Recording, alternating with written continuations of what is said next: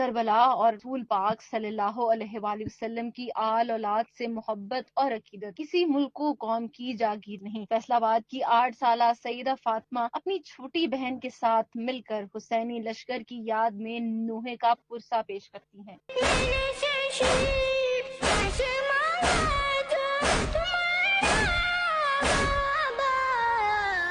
مظلومیت کی صدا بلند کرتی ننھی فاطمہ کی آواز عقیدت اور سوگ کو مزید نمایاں کر دیتی ہے۔ سیدہ فاطمہ شہداء کربلا کے لیے ماتم داری کر کے درد بھری آواز میں نوحہ پڑھتی ہے۔ ان کا کہنا تھا کہ ثواب کی نیت سے شہداء کربلا کو نوحہ خوانی کر کے ان کی قربانیوں کو سلام پیش کرتی ہوں۔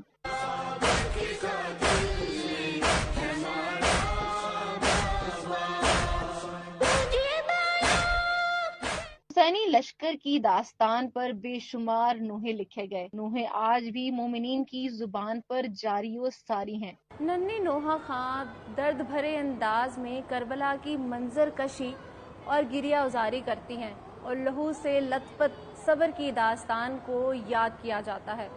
کیمرامین سلیم راجپوت کے ساتھ مریم رضا، سٹی 41 فیصل آباد۔